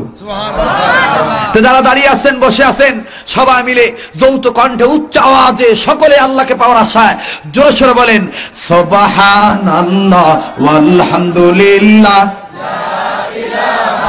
ইল্লাল্লাহ। একসাথে সুবহানাল্লাহ ওয়ালহামদুলিল্লাহ, লা ইলাহা ইল্লাল্লাহ, জোরে সুবহানাল্লাহ ওয়ালহামদুলিল্লাহ, লা ইলাহা ইল্লাল্লাহু ইল্লাল্লাহ, ইল্লাল্লাহু ইল্লাল্লাহ, সুবহানাল্লাহ ওয়ালহামদুলিল্লাহ, লা ইলাহা ইল্লাল্লাহ, জোরে সুবহানাল্লাহ ওয়ালহামদুলিল্লাহ, লা ইলাহা ইল্লাল্লাহ, জোরে লা ইলাহা ইল্লাল্লাহ, আর জোরে লা ইলাহা ইল্লাল্লাহ, জোরে লা ইলাহা ইল্লাল্লাহ। ভাইয়া নামাজ রোজা সাইরো না, যাবেন আর বলবেন নামাজ রোজা না, হায় হায় বাবা মার খেদমত হইল না, এই দুইটা করি না বিদায় আজকে আমরা মায়ের খাই, কথা বলেন ঠিক কিনা? আজকে আমাদের কপালে অভাব, কথা বলেন ঠিক না বে ঠিক? নামাজ রোজা সাইর না, বাবা মার খেদমত হইল না, বলুন নামাজ রোজা না, হায় হায় বাবা মার খেদমত হইল না, নবীর সুন্নাত সাইরা না ভাই, নবীর সুন্নাত সাইরা না ভাই, বিদাত বলতে মাইনো না, লা ইলাহা ইল্লাল্লাহ, জোরে লা ইলাহা, লা ইলাহা ইল্লাল্লাহ, লা ইলাহা ইল্লাল্লাহ, লা ইলাহা ইল্লাল্লাহ। আমার ভাইরা, আমার বন্ধুগণ, কেন মা বোনেরা পর্দা করবেন না? বাবাজি মামা হাসান হুসেনের কথা আমি অবশ্যই বলবো, কিন্তু ভাই গো হাজার হাজার মহিলা মা বোন আসছে, কোন মা বোন ছাদে বসেছে, কোন মা বোন রাস্তায় বসেছে।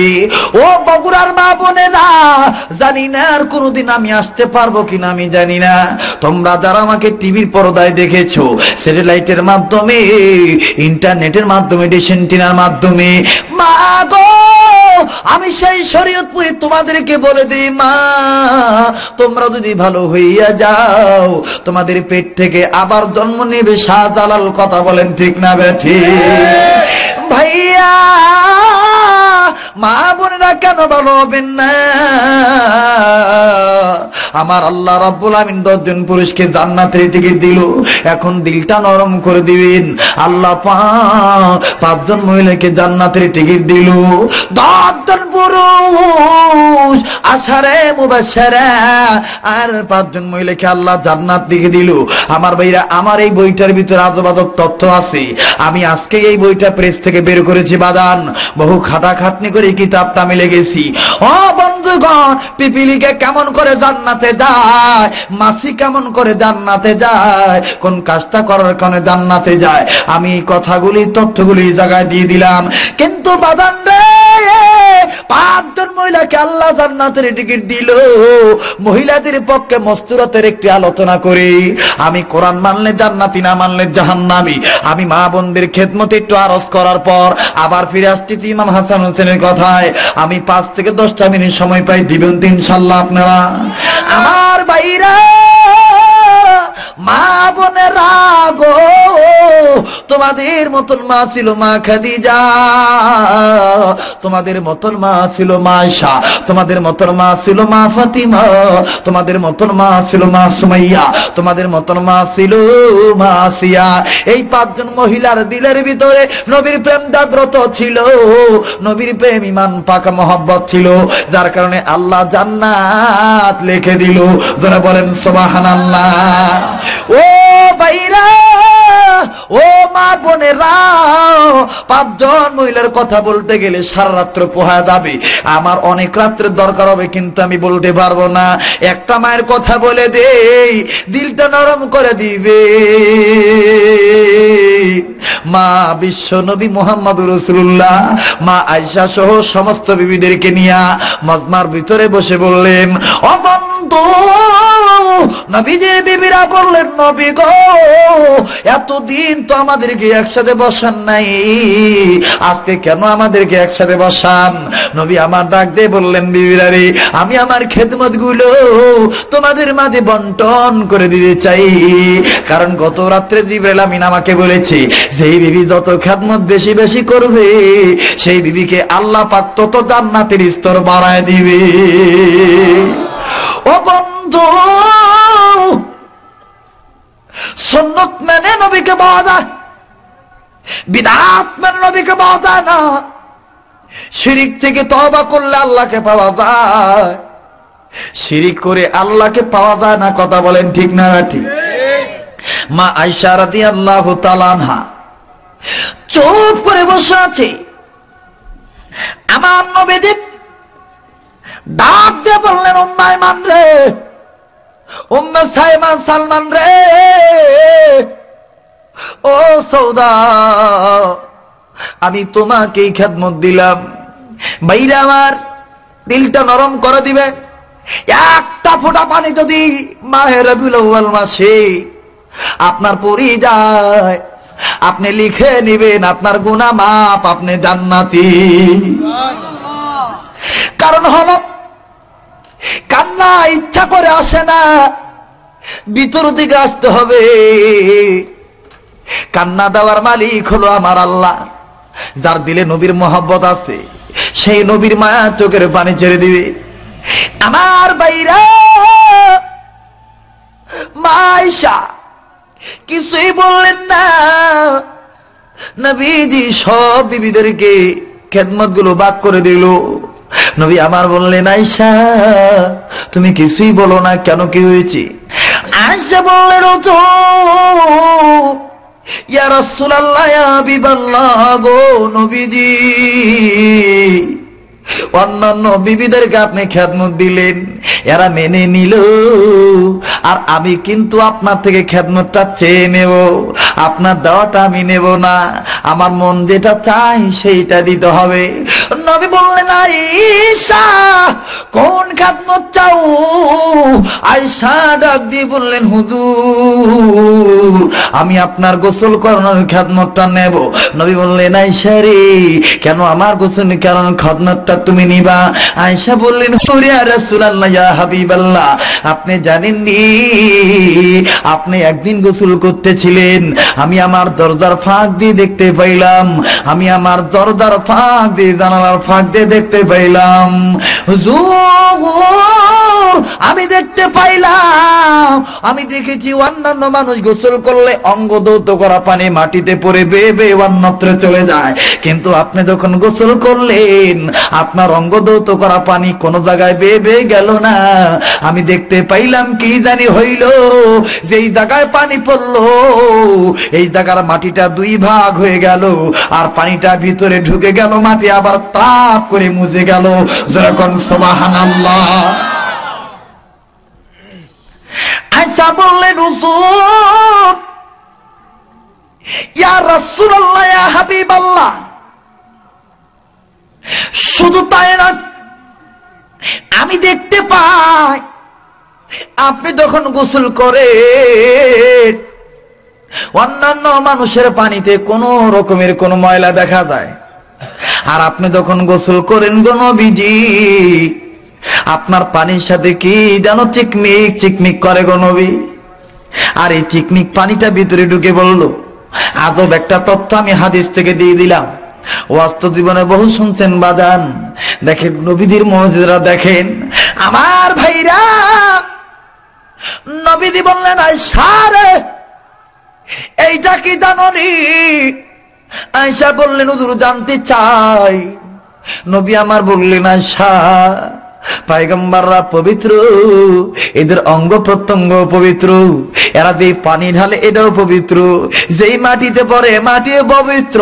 ও আয়েশা শুনে নাও, শুনে নাও, আমাকে যেই ক্ষমতা আল্লাহ দিয়েছে অন্যান্য পয়গম্বরদেরকে আল্লাহ সেই ক্ষমতা দেয় নাই। আয়েশা রে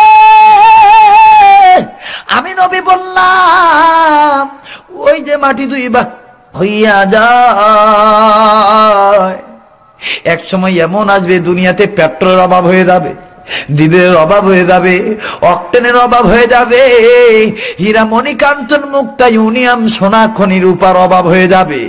শুনে নাও আয়েশা, সকল রাষ্ট্রে অভাব হয়ে যাবে, কিন্তু আমার মদিনা মক্কার রাষ্ট্রে কোনোদিন অভাব হবে না। কেন হবে না? আমার অঙ্গ ধৌত করা পানি মদিনার মাটির নিচে জমা হয়ে রয়েছে, এগুলো আল্লাহ পাক নিয়ামত বাড়ায় দিল। বাবাজি মা আয়েশা বললেন হুজুর গো এই জন্য আমি আপনার গোসলের খেদমতটা নেব। নবী বললেন যাও আমি তোমারে দিয়ে দিলাম। ও মা আপনারা খুব খেয়াল করে শুনবেন। এবার পরের দিন সকালবেলা আমার নবীকে নিয়ে মা আয়েশা গোসল করার জন্য যখন রওনা হলো, ও বন্ধুগণ বগুড়ার বাবাদিরা মা বোনেরা গভীর মনোযোগ দিয়ে শুনবেন। মা আয়েশা নবী মুহাম্মদকে লইয়া হাঁটি হাঁটি পা পা করে রকম রওনা হয়ে গেল। আমার নবীজি উঁচু জায়গায় বসে গোসল করে, জলচকের উপর বসে গোসল করতেছে বাজান। আমার নবীজি আয়েশাকে বললেন হুজুর গো, আয়েশাকে বললেন উম্মুল মুমিনিন আয়েশা তুমি আমার এই জায়গায় একটু ডলে দাও। আমার নবীজির গর্দানে যখন মা আয়েশা ডলতে গেল, আমার মেয়েরা নবীজি সামন দিকে ঝুঁকে বলল, জলচকের পিছনে পায়া দুইটু উঁচু হয়ে গেল। বাজান রে মা আয়েশা রাদিয়াল্লাহু তাআলা নবীজির খেদমত করতে পাইয়া খুব খুশি। মা আয়েশার নিজের দিকে কোনো খেয়াল নাই। ভাইরা রে আমার বন্ধুগণ, বিশ্ব নবী নিজের দিকে তখন একটু ঝুঁকে বলল, পায়া দুটো উঁচু হয়ে গেল। মা আয়েশা রাদিয়াল্লাহু তাআলা আনহার ডান পায়ের দুটি আঙ্গুল জলচকের পায়ের নিচে ঢুকে যায়। ডরনে যে আমার নবীজি পিছন দিকে বেক করে। ভাইরা আমার বন্ধুগণ, নবীজি নজর করে দেখে পানির সেতু কি যেন লাল রঙের বেয়ে যায়। নবী বললেন আয়েশা রে পানির সাথে কি লাল রঙের বেয়ে যায়, জলদি করে বলো। আয়েশা কোনো কথা বলেন না। আবার বললেন আয়েশা এখানে তুমি আর আমি আছি, পানির সাথে লাল রঙের কি বেয়ে যায় জলদি বলো। আয়েশা কিছু বলেন না। আমার মেয়েরা, আমার নবীজি আবার বললেন না, আয়সা কি লাল রঙের বেজা, জলদি করে বলো। আয়সা কিছু বললেন না। এবার নবীজি বিদা ধরে লইয়া পিছন দিকে ব্যাক করে দেখে, পিছন দিকে নজর করে দেখে মায়েশা রাদিয়াল্লাহু তাআলা আনহার গালের গোস্ত থরথর করে নড়ে, চোখের পানি টপ টপ করে ধরনার মতন পড়ে। আমার নবীজি বললেন, আয়সা রে কেন তুমি কান্দো, কি হয়েছে? মায়েশা ডাক দিয়ে বললেন, হুজুর গো আপনি জানেননি, আপনাকে যখন আমি গোসল করাইতে যাই আপনি সামন দিকে ঝুঁকে পড়েছেন, আপনার পায়ে দুটো উঁচু হয়ে গিয়েছে, আমার ডান পায়ের দুটি আঙ্গুল ঢুকে গিয়েছে, আপনার শরীরের অতুরার কারণে আমার দুটি পায়ের আঙ্গুল পেটে রক্ত বাইর হইয়া যায়। নবীজি ডাক দিয়ে বললেন, আয়সা তুমি যদি আমাকে দাঁড়াইতে বলতা তাহলে আমি দাঁড়াইতাম, তোমার আঙ্গুল ফাটতো না, রক্ত বাইর হইতো না।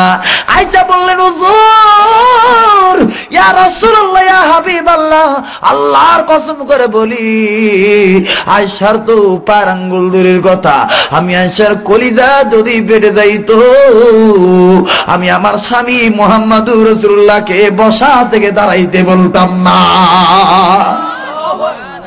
আমার ভাইরা, নবীজি এবার মায়েশাকে বুকের সাথে জড়িয়ে ধরলো, বিদা গানে ডাক দিয়ে বললো, আল্লাহ ও আমার আল্লাহ, তোমার দরবারে আমি দোয়া করে দিলাম, মাবুদ যেদিন স্বামী তার বিবিকে চিনবে না, সূর্য মাথার কাছে চলে আসবে, ওই দিন আমি যেন আমার আয়েশাকে না ভুলে যাই। আল্লাহ পাক জিবরাইলকে বললেন, জিবরাইল নবীর প্রত্যেকটা বিবির দিলে নবীর মোহাব্বত আছে, যা জিবরাইল আমি যে নবীর নাম বুরহান রেখেছি, এই বুরহান অকাট্য দলিল, আর এই বুরহান অকাট্য দলিলকে ভালোবাসতে পারলে, তাকড়া ধরতে পারলে আমি ওয়াদা দিয়েছি রহমতের কোলে তুলে নেব, জান্নাতে যাওয়ার সোজা রাস্তা দেখা দেব।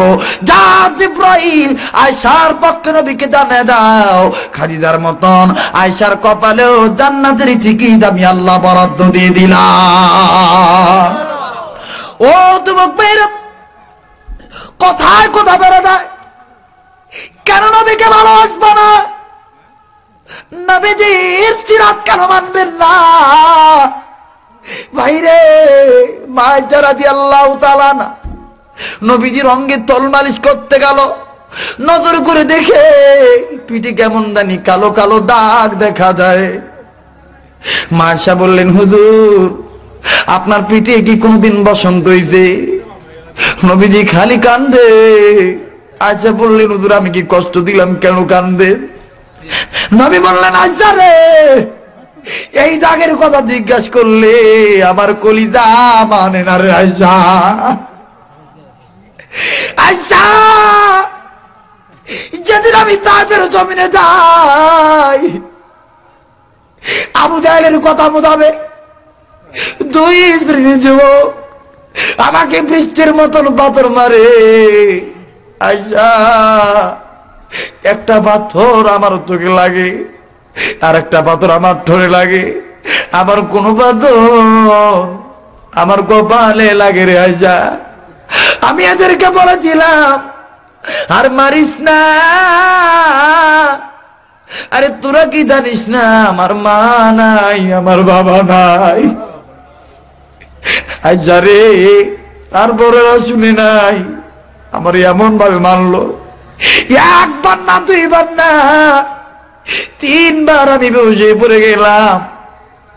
আমার ভাইরা, করুণ ইতিহাস তায়েফের জমিনের। হযরতে যায়েদ নজর করে দেখে নবীজি ঠোঁট ফুলে গেছে, মাথা বেয়ে রক্ত পড়ে। যায়েদ যাবি সব ছেলেদেরকে বলল, ছেলেরা রে এই লোকটা তো তোমাদের কোনো ক্ষতি করে নাই, তোমরা কেন মারো? ছেলেগুলোর মা হলো, ছেলেগুলো চলে গেল, কিন্তু ভাইয়া যায়েদ চাবি নজর করে দেখে নবী নড়ে না, কোনো কথা বলে না। যায়েদ চাবি নবীদের পা ধরে ডাক দিয়ে বললেন, হুজুর উঠুন আমার হুজুর। নড়ে না, নড়ে না। যায়েদ চাবি ডাক দিয়ে বললেন, প্রভু গো, আমাদের নবীকে কি তুমি ঈসা নবীর মতন আসমানে তুলে নিলা? ভাইরা আমার, নবীজি জ্ঞান ফিরে আসলো। হযরত জায়েদ নজর করে দেখে নবীজি কোনো কিছু বলে না। একবার বললেন, রব্বি হাবলি উম্মতি। আল্লাহু আকবার। এ বগুড়ার দোয়াকা কোন নেতার আদর্শ ছাড়া দেয়? শয়তানদের আদর্শ মানো। ও ছাত্রলীগের বাইরা, ছাত্র দলের বাইরা, শিবিরের বাইরা, সকল প্রকার রাজনীতি দলের ছাত্ররা, কেন তোমরা নেতাদের পিছনে মারামারি করো? নবীজির সুন্নতের পক্ষে আমল করো, আল্লাহ রাব্বুল আমিন কপাল খুলে দিবে। আমার নবীজি ডাক দিয়ে বললেন, যারা একটু পানি আমায় দাও। জানো না জায়েদ, তাই বেরো তুমি এর পাথর আঘাত খাইতে খাইতে আমার কলিজা শুকায় গেছে যায়। দেন সাহাবী ডাক দিয়ে বললেন, হুজুর, আবু জাহেল পানির মশকটা কেড়ে নিয়ে পানি ফেলে দিয়েছে। হুজুর, পানি নাই, পানি কোথায় পাই হুজুর? তাই বের ঘরে ঘরে যাই, জায়েদ চলে গেল। তাই বের করে করে যাইয়া ডাক দিয়ে বললো, কেউ আসনি দিবানি, নবীর নামে একটু পানি দাও, মোহাম্মদ নামের বাড়ি যাই। কেউ দিল না। আবু জাহেল বলেছে, মোহাম্মদ পাগল, পাগল নামে পানি দিলে বদনাম হবে, মা বাবার দরবের মুখে চুনকালি মাখবে। সবার দরজা লাগা দেয়, কেউ পানি দিল না। জায়েদ চাবি জমিনে পড়ে যে মাথায় হাত দিয়ে বললেন, প্রভু রে, যে নবীর খাতিরে তামাম জাহান বানাইলা, যে নবীর খাতিরে আগুন পানি বানাইলা, এই নবীর পানি দেয় না, এরা কি পুরা কপাইলা কি খারাপ? হযরত জায়েদ সাহাবী ডুকরে ডুকরে কানতে কানতে নবীর কাছে গেল। নবীজি উঠতে পারে না, খুব কষ্ট হয়। ডাক দিয়ে বললেন, জায়েদ পানি দাও। জায়েদ না বলে না, হাও বলে না। ডাক দিয়ে বললেন, হুজুর, তাই বের জমিনে কেউ পানি দিল না। আমার নবীজি বললেন, জায়েদ রে, আমার যদি আজকে মা থাকতো, বাবা থাকতো, এরা কি আমাকে পারতো পানি না দেওয়ার জন্য রে? আমাকে উঁচু করো। এবার নবীজিকে উঁচু করা হলো। খুব খেয়াল করে শুনবেন, দিলটা নরম করে শুনবেন। আমার নবীজি উঁচু দিকে নজর করে দেখে দূর দেশে একজন ইহুদি একটা বকরি বাচ্চাকে ঘাস খাওয়ায়। নবী বললেন, জায়েদ রে, ওই ইহুদি চাচার কাছে আমার লইয়া দাও। ইহুদি চাচার কাছে না হলো। আমার নবীজি সংক্ষিপ্ত আকারে বলে, লম্বা কাহিনী, রাত্র গভীর হয়ে যায়। নবীজি ইহুদির কাছে যে বললেন, চাচা, আমার মা নেই, বাবা নাই, আমাকে মেরে দেখেন কি করে দিয়েছে চাচা। আমি আপনার দরবার আসছি একটা অনুমতি নেওয়ার জন্য। চাচা, আপনি যদি অনুমতি দেন, এই বকরির কাছ থেকে আমি একটু দুধ পান করে খাবো। ইহুদি রেগে গেলে ডাক দিয়ে বললেন, মুহাম্মদ, তুমি পাগল, তোমাকে মেরেছে ভালো করেছে। করে, কেন আমি পাগল? আমি কি করলাম? আমার ভাইরা ডাক দিয়ে বললেন, মুহাম্মদ, তুমি যদি পাগল না হও, যেই বকরি এখনো বাচ্চা দেয় নাই, এই বকরি কি করে দুধ দিবে? ইহুদিকে নবী আমার ডাক দিয়ে বললেন, চাচাজি, যদি দিয়ে দেন আমি দেখাই দিই আল্লাহ কেমন করে পারে। আমার মেয়েরা ইহুদি বললেন, মুহাম্মদ, যদি না পারে তোমার কিন্তু পীরের চামড়া আমি থবো না। হযরত জায়েদ খাপ করে নবীর হাত ধরে বললেন, হুজুর, লাগবে না অনুমতি হুজুর, ইহুদি ভালো না, আপনারা তো কম মারে না যারা। আবার যদি মারে, আপনি যদি মরে যান, কাকে রসুল রসুল বলে ডাকবো? আমার নবীজি বললেন, জায়েদ রে, আল্লাহর কাছে দোয়া করো, দেখো আল্লাহ পাক কি পারে। আমার ভাইরা, নবীজি চুপ করে বসে বললেন, ডাক দিয়ে বললেন, আয় বকরি, তুই আয় আমার কাছে।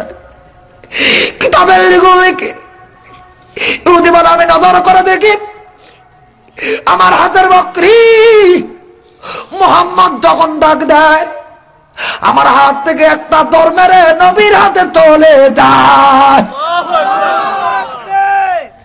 শুনে নাও আমার ভাইরা, নবীজি ইহুদি বকরি পিঠে হাত দিয়ে বললেন, বিসমিল্লাহির রহমানির রহিম। ডাক দিয়ে বললেন, বকরি রে, এরা আমার চিনে না, আমি কে তুই কিন্তু চিনো, আমি আর পারি না, আমার একটু দুধ দে রে বকরি। আমার মেয়েরা, বকরি মুহূর্তের ভিতরে আসমানের দিকে নজর করে মানুষের বাসায় জবান করে গেল, ডাক দিয়ে বললেন, প্রভু গো, তাই বাসি চিনেনি রহমাতুল লিল আলামিন, আমি কিন্তু চিনি আল্লাহ, আমার দুধ দেওয়ার ক্ষমতা নাই, আমি তোমার কাছে বলতেছি তোমার হাবিবের কলিজা ঠান্ডা করার সুযোগ দিয়ে দাও, তাম রক্তগুলি দুধ বানাইয়া আমার কচি বানের ফুটা দিয়ে তুমি বাহির করে দাও, রহমাতুল লিল আলামিনের কলিজা ঠান্ডা করে দাও। আরে বকরি হইয়া চিনিল, উম্মত হইয়া চিনলাম না, ও পুরা কপাল্লা মুসলমানেরা। এবার ইহুদি এই দৃশ্য দেখে নবীদের দুটি কদম ধরে বললেন, তওবা পড়ায় দেন, আর তা পড়ায় দেন আমাদের লা ইলাহা ইল্লাল্লাহু মুহাম্মাদুর রাসূলুল্লাহ সাল্লাল্লাহু আলাইহি সাল্লাম। আমার বেরা সেই মা আয়েশা রাদিয়াল্লাহু তাআলা আনহা ডাক দিয়ে বললেন, নবী গো, এটা আপনার তায়েফের জমিনের গাত কালো কালো দাগ। হুজুর, আমি জানি আপনি যদি দোয়া করেন আল্লাহ পাক দোয়া কবুল করে, আপনি আল্লাহর কাছে বলেন না, আল্লাহ গো, আমার শাহে রব্বানা, তুমি আমার পিঠ থেকে কালো কালো দাগগুলো মুছে দাও। হুজুর বললেন, না আয়েশা, না, আমি পারবো না। আয়েশা বললেন, কেন? নবী বললেন, আয়েশা, তুমি কি জানো না আমি উম্মতের কান্ডার, রহমতের ভান্ডার? বললেন, হুজুর, এই দাগ উম্মতের কোন কাজে লাগবে? হুজুর বললেন, আয়েশা, যেদিন হাসরের মাঠ কায়েম হয়ে যাবে, আমার অনেক উম্মত গুনার কারণে জাহান্নামে চলে যাবে, এদের কেউ থাকবে না, আমি নবী সেই দিন সিজদায় পড়ে যাব আর আল্লাহকে ডাক দিয়ে বলবো, প্রভু গো, আমার একটা তায়েফের পাথরের আঘাতের দাগের বিনিময়ে কোটি কোটি উম্মতকে মাফ করে জান্নাত দিয়া দাও। আমার মেয়েরা, এই নবীকে ভালোবাসতে কে কে রাজি আছেন? দুই হাত তুলে দেখান তো দেখি। আল্লাহ রাব্বুল আমিন কবুল করুক, জোরে কোন আমিন। সবাই একটু কালেমা পড়েন, লা ইলাহা ইল্লাল্লাহ। আমার ভাইরা, বিশ্ব নবী নবী মুহাম্মদ রাসূলুল্লাহর প্রেম ভালোবাসা দেখেন। এবার ইমাম হোসেন ডাক দিয়ে বললেন, না না গো, বলবো না, বাদ দেবো, আজকে থাক, অন্যদিন। হ্যাঁ, অনেক সময় হয়ে গেছে ভাই, প্রায় 2টার কাছাকাছি। ডাক ভাই, আমার ভাইরা, লিল্লাহি তাকবীর। ইমাম হাসান হোসেন ডাক দিয়ে বললেন, না না, আমাদের রেজাল্ট কি কেউ দিবে না? নবী বললেন, তোমাদের রেজাল্ট দিবে হযরত জিবরাইল। সুবহানাল্লাহ বলে। এবার জিবরাইল আমিন হাজির হয়ে গেল। সংক্ষিপ্ত আকারে বলে দেই, জিবরাইল আমিন হাজির হয়ে ডাক দিয়ে বললেন, হুজুর গো, আপনি কেন ডাকছেন? নবী বললেন, জিবরাইল রে, আমার দুই নাতি প্রেম প্রীতি করেছে, প্রেমের ইন্টারভিউ, যার হাতের লেখা বেশ সুন্দর, সেই নানা মুহাম্মদকে বেশি ভালোবাসে। জিবরাইল বললেন, হুজুর, এটা আমার ব্যাপার না, আমার হাতে দিয়ে দেন। জিবরাইল আমিন হাতে নিল। হুজুর বললেন, জিবরাইল বলো। জিবরাইল ডাক দিয়ে বললেন, হুজুর, লেখা দেখার আগে ভেবেছিলাম বলতে পারবো, কিন্তু লেখা দেখার পরে বলি, এটা দেখি জটিল একটা প্রশ্ন। নবী বললেন, কেমন? কয়, হুজুর দেখেন নজর করে, আপনার বড় নাতি যেমনি মুহাম্মদ লেখছে, ছোট নাতিও তো তেমনই ভাবে মুহাম্মদ লেখছে। হুজুর, হুজুর, আমি আপনার দরবারে বলতে চাই, এটা আমার দ্বারা সম্ভব না, আমি পারবো না। জিবরাইল আমিনকে নবী বললেন, জিবরাইল, তাহলে আমাদের দুই নাতির হাতের লেখার রেজাল্ট কে করে দিবি? জিবরাইল বললেন, হুজুর গো, চিন্তা করবেন না, দয়াল আল্লাহ রেজাল্ট দিয়ে দিবে। আল্লাহ পাক জিবরাইলকে বললেন, জিবরাইল, তুমি আমার দরবারে আসো। জিবরাইল আল্লাহর দরবারে চলে গেল। আল্লাহ বললেন, জিবরাইল, জান্নাতে চলে যাও, জান্নাতে দুইটা প্লেট দেখবা, একটা প্লেটের গায়ে ইমাম হাসানের নাম লেখা দেখবা, আর একটা প্লেটের গায়ে ইমাম হোসেনের নাম লেখা দেখবা। এই দুইটা প্লেট নিয়ে ইমাম হাসান হোসেনের সামনে দিবা। জান্নাতের ফলের বাগানে গার্ডেনে ঢুকবা, এই গার্ডেনে ঢুকে দেখবে একটা ফলের গায়ে লেখা আছে লা ইলাহা ইল্লাল্লাহু মুহাম্মাদুর রাসূলুল্লাহ সাল্লাল্লাহু আলাইহি সাল্লাম। এই ফলটা ছিড়বা, তারপরে জিব্রাইল আবার দাবার রেস্টুরেন্টে যাইয়া দেখবা বাবুরচিদের কাছে অনেক অনেক ছুরিগুলো তাকে তাকে সাজানো আছে। একটা ছুরির গায়ে লেখা আছে বুরহানুম মির রাব্বিকুম, একটা ছুরির গায়ে লেখা আছে অকাট্য দলিল রবের পক্ষ থেকে। ওই ছুরিটা নিবা, ওই ছুরি হলো আমার নবীর ছুরি। এই ছুরি নেওয়ার পর এই ফলের উপর ধরবা, তবে জিব্রাইল এই ছুরিকে তুমি চাপ দিবা না, ফলটা দুই ভাগ হয়ে যাবে। এক ভাগ পড়বে হাসানের প্লেটে, আর এক ভাগ পড়বে হোসেনের প্লেটে। আমি ঘটনাটা শেষ করার আগে একটা ওয়াদা আমি নেব। এই হাজার হাজার মানুষ দাঁড়ায় আছেন, বসে আছেন, আমার সাথে শেষ আখির মুনাজাত করে যাবেন তো আপনারা ইনশাআল্লাহ? আমি এখন মুনাজাত করে দেব। যে যেখানে দাঁড়িয়ে আছেন, বসে আছেন, সবাই সুন্দর করে সুন্দরভাবে থাকবেন, নড়াচড়া করবেন না। আমার বিশ্বাস নবীর ডায়লগ শুনে চোখের পানি ছেড়ে দিয়েছে। আজকের মুনাজাত আল্লাহ ফেরত দিব না, কথা বলেন ঠিক না ঠিক?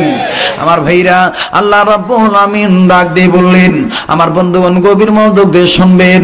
ও বন্ধু, আল্লাহ বললেন জিব্রাইল এই ছুরির উপর আঘাত করবা না, আমি আল্লাহ হুকুম দিয়ে দেব। ছুরিটা দুই ভাগ হয়ে যাবে, এক ভাগ পড়বে ইমাম হাসানের প্লেটে, আর এক ভাগ পড়বে ইমাম হোসেনের প্লেটে। আর জিব্রাইল যার ভাগটা বড় হবে, তার হাতের লেখা বেশ সুন্দর হবে, সেই নানা মুহাম্মদকে বেশি ভালোবাসবে। আমার ভাইরা জিবরাইল আমিন নবীকে বললেন, নবী আমার আবার হাসান হোসেনকে বললেন। হোসেন বললেন না না, মানি না, মানবো না। নবী বললেন কেন মানো না? কয় না না, আপনি তো বলেছেন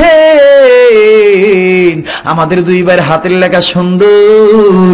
এখন আপনি বলেন, যদি আমার ফলটা বড় হয় তাহলে তো ছোট ভাই বড় ভাই ঠকে যাবে, অথবা বড় ভাইটা যদি বড় হয় আমি তো ঠকে যাব। মানি না, মানবো না। আল্লাহ বললেন নবী গো, আপনার দুই থেকে চোখ বন্ধ করতে বলেন, আমি আল্লাহ সুন্দর রেজাল্ট করে দেই। ও বন্ধু, আল্লাহ রাব্বুল আমিন এবার যখন দুই নাতি চক্ষু বন্ধ করে দিল, আল্লাহ পাক সুন্দর করে বলে দিলেন, আমি এখন বিচার করে দিলাম, কারণ ইমাম হাসান হোসেন কোরআন মেনে জান্নাতে হইছি। ফামানি তাদাফালি নাফসি, এরা কোরআন মেনেছে, এদের কপালে আমি আল্লাহ হেদায়েত লিখে দিয়েছি। এ জিব্রাইল, এখন চোখ খুলতে বলো। চোখ খোলা হলো বাজান আমার, এখন চোখ খুলে দেখে রে। ইমাম হোসেন ডাক দিয়ে বললেন, না না গো, দেখছেন নি নানা, আল্লাহ বলেছে একজনেরটা বড় হবে, একজনেরটা ছোট হবে, কিন্তু নানা গো দেখেন আমারটা যত বড়, আমার বড় ভাইটাও তত বড়। তার মানে কি, বিচার কি? আমার ভাইরা, আল্লাহ পাক ডাক দিয়ে বললেন, নবী গো, ইমাম হাসান ও কারবালার ময়দানে চক্রান্ত করে তাকে হত্যা করা হবে। হোসেনও হত্যা হয়ে যাবে, হোসেনকে মেরে ফেলে দিবে, একজনকে বিষ খাওয়াবে, আর একজনকে গলা কাটাবে। আমি ওয়াদা দিলাম, কারবালার ওয়াজ তো আপনার জীবন ভরা বহু ওলামায়ে কেরামের মুখে শুনছেন। আল্লাহ যদি কোনোদিন মুহররম মাসে আমাকে বগুড়াতে আনে, আমি কারবালার নতুনত্ব তথ্য আপনাদেরকে শোনা দেব। আমার ভাইরা, আল্লাহ রাব্বুল আমিন আমাদের তৌফিক দান করুক, জোরে কোন আমিন। আমার বন্ধু, আল্লাহ পাক ডাক দিয়ে বললেন, নবী গো, আপনার ছোট নাতি আপনাকে যেমন ভালোবাসে, বড় নাতিও আপনাকে তেমন ভালোবাসে, কারণ আমি আল্লাহ ঘোষণা করে দিলাম, এরা দুই ভাই জান্নাতি যুবকদের সরদার। লা ইলাহা ইল্লাল্লাহ সানা ওয়া ইল্লাম তাগফির লানা ওয়া তারহামনা লানাকুনান্না মিনাল খাসিরিন। ربنا آتنا في الدنيا حسنة وفي الآخرة حسنة وقنا عذاب النار رب ارحمهما كما ربياني صغيرا رب ارحمهما كما ربياني صغيرا اللهم بلغ صلاتنا وسلامنا وقيامنا وركوعنا وسجودنا إلى نور روضات المدينة মালিক ও মালিক আমি গুনাহগার তোমার দরবারে গুনার বোঝা মাথায় নিয়ে হাত তুললাম আল্লাহ হাজার হাজার লোক আল্লাহ গো জায়গা পায় নাই এরা দাঁড়ায়া দাঁড়ায়া 3.5 ঘন্টার কাছাকাছি হয়ে গেল একটা লোক মাথা নাড়ায় না মশার কামড় দিকে লক্ষ্য করলো না আল্লাহ তাআলা তোমার কোরআন কি মধুস্বরে শুনলো গো আল্লাহ মাবুদ ও মাবুদ এই জায়গায় দাঁড়াইলু আল্লাহ তাআলা এদের পা বাড়ায়া বাড়ায়া দাঁড়াইলু আমি দোয়া করে দিলাম আমার বাবা ভাইদের এই দুইটা পাও জাহান্নামের আগুনে জ্বালায়ও না মালিক ও মালিক মালিক রে